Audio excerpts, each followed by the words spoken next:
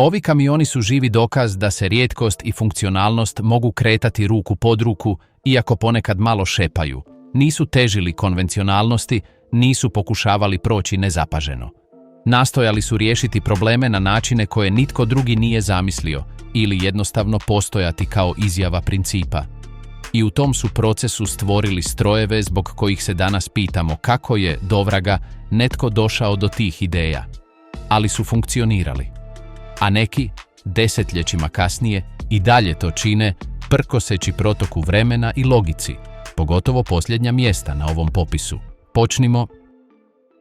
Broj 11. Citroen Type H, Francuska 1947. Kad je Citroen predstavio Type H 1947. Europa se još uvijek oporavljala od rata. Materijala je bilo malo, proračuni su bili tijesni, a tvrtkama je bio potreban pristupačan prijevoz više nego stil. Citroenovi inženjeri odgovorili su kombijem koji je potpuno ignorirao konvencionalnu estetiku i usredotočio se na praktičnost. Rezultat je bilo vozilo koje je izgledalo kao da je napravljeno od recikliranih dijelova aviona. Ravne bočne ploče, izložena rebra i valoviti metalni limovi koji su se protezali cijelom karoserijom. Ta valovita završna obrada nije bila dekorativna. Dodavala je krutost tankim čeličnim pločama, omogućujući Citroenu da uštedi na težini i materijalu, zadržavajući strukturnu otpornost. Ovaj pristup odražavao je tehnike zrakoplovne konstrukcije i činio je kombi laganim i izdržljivim. Type H koristio je prednji pogon i monokok karoseriju, što je bilo revolucionarno za komercijalno vozilo u to vrijeme. Većina kombija još uvijek je koristila šasiju s gredama i stražnji pogon. Postavljanjem pogonskog sklopa sprijeda, Citroen je postigao nisku i ravnu utovarnu površinu te kvadratno područje koje se moglo koristiti u cijeloj svojoj visini. Za trgovce je to bilo transformativno. Pekar, vodoinstalater ili električar mogao je stajati unutar kombija. Utovar teških predmeta zahtijevao je manje napora. Klizna bočna vrata i široki stražnji otvor olakšavali su pristup. Type H postao je sve prisutan u Francuskoj, a zatim i u drugim europskim zemljama. Služio je kao ambulantno vozilo, policijski kombi, poštansko vozilo, mobilna radionica i tržnica. U ruralnim područjima često je bio jedina motorizirana veza između sela i gradova. Ono što Type H čini čudnim je to što se nikada nije pokušavao činiti modernim.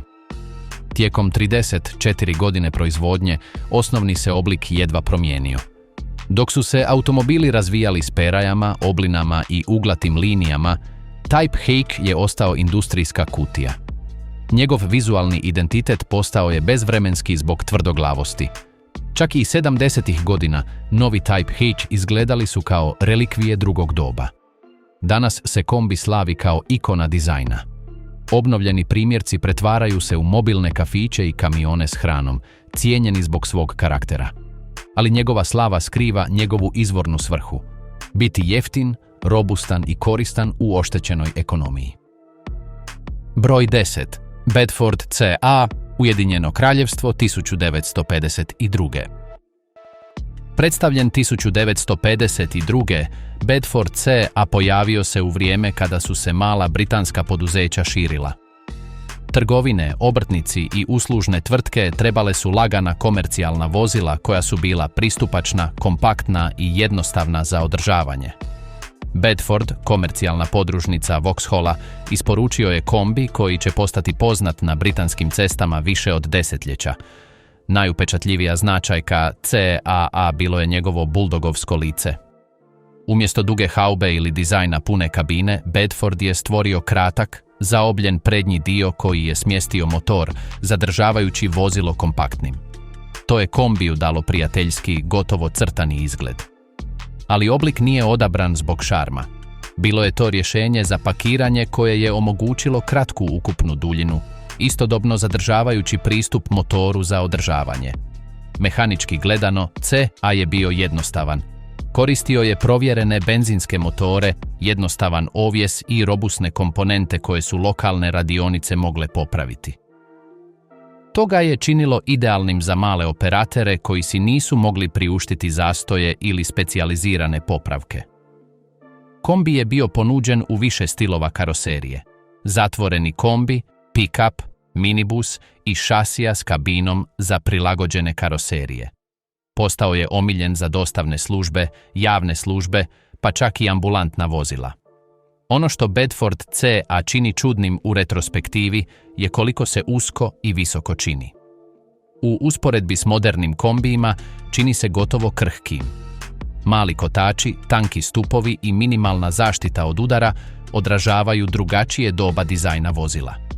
Međutim, u svom kontekstu bio je savršeno prikladan za britanske poslijeratne ceste i ekonomiju.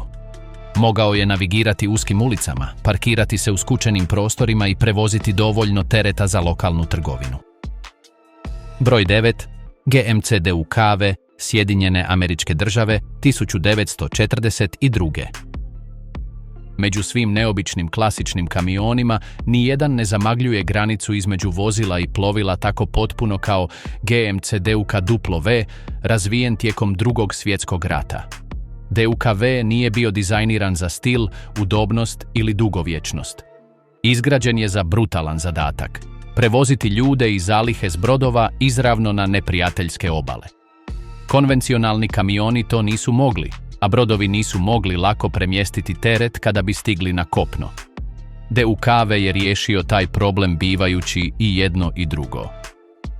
Temeljen na provjerenom vojnom kamionu GMCCCW od 2,5 tone, DUKW je koristio isti osnovni pogonski sklop i mnoge zajedničke dijelove. Inženjeri su zatim taj mehanički sklop omotali vodonepropusnim čeličnim trupom, postavili mu propeler straga i dodali kormilo spojeno s upravljačem. Rezultat je bio amfibijski kamion s pogonom na svih 6 kotača, sposoban izaći iz desantnog broda, plivati u uzburkanim vodama i popeti se izravno na plažu pod neprijateljskom vatrom. Više od 21.000 DUK dvojnog V-ova proizvedeno je između 1942. i 1945. Intenzivno su korišteni na ratištima Pacifika i Europe, najpoznatije tijekom iskrcavanja u Normandiji. Njihova je vrijednost bila trenutna. Tamo gdje su pristaništa bila uništena ili nisu postojala, DUKV-ovi su isporučivali streljivo, hranu i medicinske potrepštine izravno s usidrenih brodova na obalu. Mogli su vratiti ranjene vojnike na bolničke brodove bez potrebe za specijaliziranim desantnim plovilima. Ono što DUK već čini tako čudnim je to što nikada nije bio potpuno kamion ili brod. Na kopnu je bio visok, težak i sporiji od standardnih kamiona. U vodi je bio sporiji i manje okretan od brodova namijenjenih toj svrsi. Međutim, u uskom prostoru između mora i kopna nije imao premca. Ta prijelazna uloga definirala je njegovo postojanje. Nakon rata, mnogi DUKV-ovi prodani su civilnim operaterima. Neki su postali radni brodovi u lukama i riječnim sustavima. Drugi su preuređeni u turistička vozila, dajući podrijetlo DUK Tours, koji još uvijek posluju u gradovima diljem svijeta. Broj 8. GM Futureliner, Sjedinjene Američke Države, 1940. Krajem 30. i početkom 40. godina, General Motors želio je pokazati javnosti kako bi budućnost mogla izgledati. Tvrtka je stvorila paradu napretka, putujuću izložbu koja je donosila nove tehnologije u gradove i sela diljem Amerike. Za prijevoz ove vizije GM je izgradio flotu izvanrednih vozila poznatih kao Futureliner. Izgrađeno je samo 12 Futurelinera. Svaki je bio dug gotovo 11 metara i visok više od 3 metra, uzdižući se iznad uobičajenog prometa. Nisu to bili ni autobusi ni kamioni u konvencionalnom smislu. Svako vozilo nosilo je samostalni izložbeni modul. Divovski bočni paneli otvarali su se kako bi otkrili pozornice, ekrane i demonstracijske prostore. Unutra su bile izložbe o mlaznim motorima, električnoj energiji, kućanskim aparatima i futurističkom prijevozu. Mehanički gledano, Futurelineri su bili teška komercijalna vozila koja su koristila GE E-Move, komponente kamiona, prilagođene njihovim ogromnim prilagođenim karoserijama. Imali su velike benzinske motore, robusne šasije i složene električne sustave za napajanje izložbi. Putovali su u konvoju, tvoreći pokretni spektakl koji je parkirališta i sajmove pretvarao u privremene svjetske izložbe. Ono što FutureLiner čini tako čudnim je njegova svrha. Nije bio namijenjen prijevozu robe niti izgradnji infrastrukture. Bio je to marketinški stroj. Svaka krivulja, svaka kromirana traka, svaka uzdignuta ploča bila je dizajnirana da impresionira i inspirira. Kombinirao je industrijski inženjering s kazališnom prezentacijom, stvarajući vozilo koje je postojalo isključivo kako bi ispričalo priču o sutrašnjici. Kad je parada napretka završila 50-ih godina, FutureLineri su se raspršili. Neki su bili rastavljeni, drugi su pretvoreni u mobilne crkve, zapovjedna vozila ili neobične prijevoze. Nekoliko ih je preživjelo u stajama i skladištima, zaboravljeni sve dok kolekcionari desetljećima kasnije nisu prepoznali njihovu povijesnu vrijednost. Obnovljeni FutureLineri sada postižu izvanredne cijene i izlažu se u muzejima i elitnim kolekcijama. Vidjeti jednog osobno je nestvarno. Izgleda kao svemirski brod koji je pogrešno skrenuo na autocestu. Međutim, potpuno je stvaran. Broj 7. Rotinov Atlantic, Ujedinjeno kraljevstvo, 1952. Početkom 50-ih godina britanska transportna industrija suočavala se s rastućim izazovom. Poslijeratna obnova zahtijevala je prijevoz masivnih tereta, industrijskih strojeva, komponenti za elektrane, vojne opreme i prevelikih infrastrukturnih dijelova. Standardni kamioni jednostavno nisu bili dovoljno jaki. Umjesto da se sporo širi poput velikih proizvođača, mala tvrtka nazvana Rotinov Motors pojavila se s odvažnom idejom. Izgraditi cestovni tegljač toliko snažan da može vući terete koji su se prije smatrali nemogućima za autoceste. Osnovao ga je inženjer George Rotinov 1952. Tvrtka je proizvela Rotinov Atlantic, a zatim i Super Atlantic. Ovi strojevi nisu bili obični kamioni. Bili su tegljači s balastom, vozila posebno dizajnirana za prijevoz izuzetno teškog tereta. Atlantic je koristio masivnu čeličnu šasiju, teške osovine i Rolls-Royceov benzinski motor izveden iz zrakoplovne i vojne tehnologije. Ovaj pogonski sklop sam ga je razlikovao od konvencionalnih kamiona tog doba, koji su obično koristili skromne dizelske motore. Svrha Atlantika bila je jedinstvena, pomicanje izvanredne težine. Mogao je vući višeosovinske prikolice s teretima daleko iznad kapaciteta standardnih cestovnih vozila. Izgrađen je samo vrlo mali broj. Manje od 40 Atlantika i Super Atlantika ukupno. Mnogi su izvezeni u zemlje s zahtjevnim terenima i specijaliziranim potrebama, uključujući Švicarsku, gdje su služili u vojnim i industrijskim ulogama. Ono što Rotinov Atlantic čini čudnim nije samo njegova rijetkost, već i njegova veličina. Čini se prevelikim čak i pored modernih teških kamiona. Njegova kabina je visoka i uska, postavljena na šasiju koja se čini više industrijskom nego automobilskom. Ne izgleda kao dostavno vozilo niti kao cestovni tegljač. Naliktuje pokretnom dijelu tvorničke opreme. Rotinov Motors nije mogao dugoročno preživjeti. Tržište za takva ekstremna vozila bilo je minijaturno, a veći proizvođači su s vremenom ušli u segment teških tereta s standardiziranijim dizajnom. Krajem 50-ih godina Rotinov je prestao s radom. Međutim, sami su se strojevi pokazali izdržljivima. Nekoliko ih danas preživljava u muzejima i privatnim kolekcijama, još uvijek sposobni za kretanje desetljećima nakon njihovog stvaranja. Atlantic predstavlja trenutak kada je vizija inženjera nakratko nadmašila industriju. Čudan je jer izgleda kao prototip koji je pobjegao u stvarnost. Do sada smo vidjeli fascinantne rijetkosti, strojeve koji su rješavali specifične probleme na načine koje nitko drugi nije zamislio. Ali oni koji dolaze su na drugoj razini. To su oni koji su prkosili logici, oni koji izgledaju kao da su izašli iz inženjerske noćne more i jedan koji je toliko čudan da ćete se zapitati kako je netko mogao odobriti njegovu izgradnju. Pripremite se, jer najbolje tek dolazi. Broj 6. Marmon Harrington, Sjedinjene Američke Države, 30. do 50. godina. Danas nam je samo po sebi razumljivo da kamion može imati pogon na sve 4 kotača. Ali bilo je vremena kada to nije postojalo, doba kada ako si htio sići s asfalta, bio sam. Marmon Harrington je to promijenio. Ova američka tvrtka nije proizvodila kamione od nule. Radila je nešto mnogo pametnije. Uzimala je obične kamione Ford i Chevrolet, one koje je svaka radionica poznavala, i pretvarala ih u terenske zvijeri. Dodavali su pogonske prednje osovine, prijenosne kutije, pojačane ovjese i sve potrebno kako bi dostavno vozilo moglo prelaziti planine. Rezultat je bio hibrid, pola tvornički stroj, pola specijalizirani inženjerski projekt. Svaka preinaka bila je jedinstvena, rađena po mjeri za potrebe kupca. Neki su bili jednostavni pogon na 4x4, drugi su postajali čudovišta s pogonom na 6 kotača.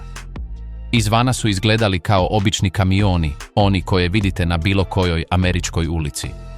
Ali kad ste pogledali ispod, kad ste vidjeli tu mrežu osovina i prijenosnika, shvatili ste da ste pred nečim potpuno drugačijim.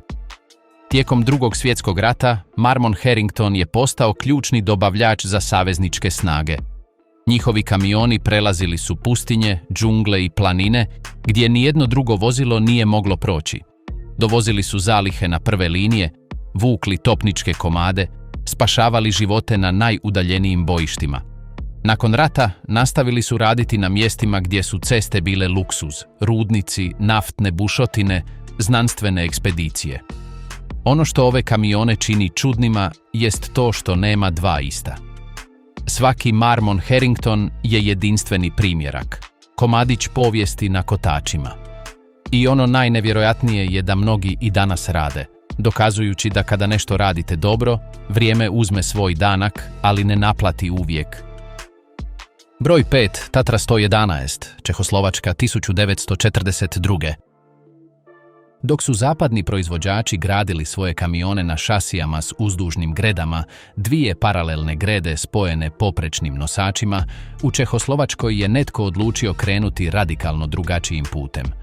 Tatra je razvila sustav koji je izgledao kao da je s drugog planeta.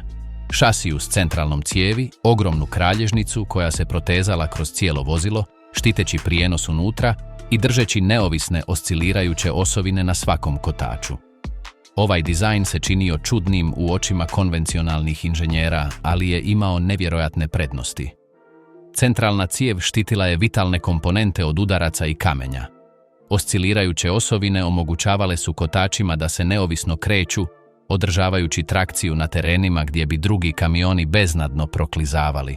I povrh svega toga, Tatra je ugrađivala zračno hlađene motore, uključujući V12 dizelski motor u ranim verzijama.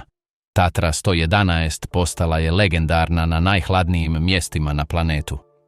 U Sibiru, gdje su temperature padale daleko ispod nule i vodeni motori se smrzavali u čvrste blokove, Tatra je i dalje palila. Zrak se ne smrzava i ta jednostavna istina održavala je ove kamione u radu kada je sve ostalo bilo paralizirano. Prevozili su drva, strojeve i zalihe preko sibirske tundre, po cestama koje to ime nisu zasluživale. Vozači su pričali da ste ga mogli ostaviti jednu noć na 40 stupnjeva ispod nule i sljedeći dan bi, uz malo strpljenja, V12 ponovno oživio. Izgrađeno je više od 34.000 jedinica. To nije bio eksperiment, to je bila okosnica transporta u pola istočne Europe i velikom dijelu Sovjetskog saveza. Vizualno Tatra 111 je i danas čudna. Kabina, visoka i uska, nalazi se iznad izuzetno dugog poklopca motora. Kotači, zbog oscilirajućih osovina, poprimaju čudne kutove kada je kamion prazan. Izgleda kao vozilo sastavljeno po drugačijim pravilima i to je tako. Predstavlja zasebnu evolucijsku granu u povijesti kamiona, onu koja je prioritet dala preživljavanju nad poznatošću. Broj 4. Leyland Octopus, Ujedinjeno kraljevstvo, 1934. Mnogo prije nego što su zglobni tegljači dominirali cestama, prevoženje teškog tereta zahtijevalo je kreativna rješenja. Najkreativnije od svih bio je Leyland Octopus. 8 kotača, svi na krutoj šasiji, 2 prednje upravljive osovine i 2 stražnje pogonske. 8 kotača koji rade zajedno kako bi rasporedili težinu i pomicali terete o kojima kamion s 4 ili 6 kotača nije mogao ni sanjati. U eri prije standardiziranih kontejnera i poluprikolica velikog kapaciteta, ova konfiguracija omogućavala je prevoženje ogromnih industrijskih tereta izravno na jednom krutom vozilu. Čelik, strojevi, građevinski materijali, sve je stalo u Octopus. Rani modeli koristili su velike benzinske motore, kasnije zamijenjene Leylandovim vlastitim dizelskim motorima. Desetljećima se platforma razvijala, ali središnji koncept je ostao: maksimalizirati teret unutar ograničenja cestovne mreže. Za građevinske tvrtke, komunalne usluge i tešku industriju, Octopus je postao nezamjenjiv. Ono što Octopus danas čini čudnim je njegova sama prisutnost. Njegova duga karoserija ravnih stranica, višestruke osovine, kruti oblik, sve to čini da izgleda gotovo prapovijesno. Uz moderne kombinacije tegljača i prikolice, gdje se današnji teški transport oslanja na zglobove i module, Octopus je sve nosio na jednom ogromnom okviru. Ali to nije bila neučinkovitost, to je bila inovacija. U vrijeme kada su se cestovna infrastruktura i propisi još razvijali, Leyland je dizajnirao kamion koji je pomicao granice onoga što su ceste mogle podnijeti. Octopus je pomogao pokazati da se cestovni transport može natjecati sa željeznicom za teške terete, oblikujući budućnost britanske komercijalne logistike. Primjerci koji su danas preživjeli osjećaju se kao relikvije alternativne vremenske linije transporta. Masivni su, ali jednostavni, moćni, ali spori, elegantni samo u svojoj svrsi. Broj 3. Berliet T100, Francuska 50. godina. 50. godina Francuska je nastojala proširiti svoj utjecaj u Sahari. Problem je bio što pustinja nema cesta, a premještanje teške mehanizacije preko pješčanih dina zahtijevalo je nešto što nitko prije nije izgradio. Berliet, francuski proizvođač, odgovorio je s T100 čudovištem koje je više nalikovalo zgradi na kotačima nego kamionu. Njegove gume bile su visoke više od 2 metra, svaka je težila više od kompaktnog automobila, a kamion je bio toliko širok da je zauzimao 2 puna prometna traka moderne autoceste. Da vam dam ideju, kad je vozio cestom, nije ga bilo moguće preteći. Jednostavno nije bilo mjesta. Pod njegovim poklopcem, ili bolje rečeno pod njegovom kabinom, nalazio se V12 dizelski motor koji je razvijao 600 konjskih snaga, monstruoznu brojku za to doba. Ali impresivna nije bila snaga, već ono što je mogao pomicati terete do 100 tona na labavom pijesku pustinje. Da bi to postigao, Berliet se morao suočiti s neočekivanim problemom. Nisu postojale gume sposobne izdržati takvu težinu bez da potonu u pijesak. Tako su doslovno morali dizajnirati posebne gume, proizvedene isključivo za ovaj kamion s nikad prije viđenom širinom i uzorkom. T100 je godinama radio u rudnicima Sahare, premještajući opremu za bušenje i divovske transformatore. Bio je mehanički dinosaur u prapovijesnom okruženju. Najnevjerojatnija stvar kod T100 je njegova veličina. Kad ga vidite pored običnog kamiona, vaš mozak se sukobljava. Proporcije se ne podudaraju. Takvo vozilo ne bi trebalo postojati. Ali postojalo je i radilo je. I dokazalo je da uz dovoljno snage i dizajna gotovo svaka masa može biti pomaknuta. Broj 2. Oshkosh 8x8, Sjedinjene Američke Države, 70. godina. Ako ste ikada vidjeli divovskog kukca i osjetili tu mješavinu fascinacije i odbojnosti koju izaziva nešto što nije ljudsko, ali se kreće s namjerom, Oshkosh s 8 kotača izazvat će vam potpuno isti osjećaj. Dizajniran za američku vojsku 70. godina, ovaj je kamion izgledao poput mehaničkog pauka spremnog da se popne na bilo koju površinu, koliko god se to činilo nemogućim. Imao je 8 kotača, a najvažnije, svih 8 je bilo pogonsko. Nije bilo mrtvog kotača, nije bilo slabe točke. Ali ono što ga je činilo doista posebnim bio je njegov sustav upravljanja. Nisu se samo prednji kotači okretali, okretali su se i stražnji, pa i srednji, omogućujući ovom kolosu od 30 tona da se praktički okrene na mjestu. Zamislite kamion veličine kuće koji manevrira u prostoru gdje bi se običan automobil teško parkirao. To je bio Oshkosh. Dizajniran je za vrlo specifičnu misiju. Transport balističkih projektila i teške opreme preko terena gdje nije bilo cesta, gdje bi se svako drugo vozilo zaglavilo nakon nekoliko metara, žrtva blata, pijeska ili snijega. Njegova sposobnost da prevlada prepreke, da se penje po padinama koje su izgledale kao zidovi, da prelazi rijeke i blatišta bez problema, učinila ga je neprocjenjivim strateškim alatom tijekom najnapetijih godina hladnog rata. Vozači koji su ga vozili kažu da je u početku bilo zastrašujuće, čudan osjećaj u želucu, jer je taj sustav upravljanja na 8 kotača činio da kamion reagira na neočekivane načine. Ali nakon što ste naučili vjerovati mu, otkrili ste da ga možete odvesti na mjesta o kojima nijedno drugo vozilo nije moglo ni sanjati. Mehanički pauk od 30 tona koji i danas, pola stoljeća kasnije, izaziva poštovanje i nevjericu. Broj 1. Kralj zaborava, Hayes HDX, Kanada, 50. do 80. godina. Ako ste ikada vidjeli paru kako izlazi iz kotača kamiona, kao da stroj izdiše svoj posljednji dah ili se priprema za bitku, vjerojatno ste gledali Hayes HDX. Ovo nije bio gradski dostavni kamion, nije bilo konvencionalno građevinsko vozilo. Bilo je to čudovište kanadske šumarske industrije, dizajnirano za jednu misiju, spuštati se planinama natovareno divovskim trupcima bez da pogine u pokušaju. Šumske ceste u Britanskoj Kolumbiji bile su, i još uvijek jesu, neke od najopasnijih na planetu. Padine toliko strme da bi se konvencionalne kočnice jednostavno pregrijale i otkazale, pretvarajući spuštanje u ruski rulet. Tereti od 200-300 tisuća funti drva gurali su prema dolje, pokušavajući pretvoriti kamion u nekontrolirani projektil. Hayesovo rješenje bilo je jednostavno koliko i zastrašujuće, vodeno-hlađeni kočioni sustav. Kamion je nosio ogroman spremnik, kapaciteta 100 litara, čija je jedina svrha bila konstantno prskanje vode po kočionim bubnjevima kako bi se spriječilo da dosegnu kritične temperature. Jer Hayes HDX, koji se spuštao planinom natovaren, bio je u osnovi potencijalni pokretni požar, užarena metalna kugla koja se sprema izmaknuti kontroli. Kad ste ga vidjeli kako se spušta, mogli ste primijetiti paru kako izlazi iz kotača kao da stroj diše, kao mehanički zmaj koji izdiše nakon dugog dana. Njegova struktura bila je brutalistička, četvrtasta, teška, izgrađena bez kompromisa s estetikom ili udobnošću.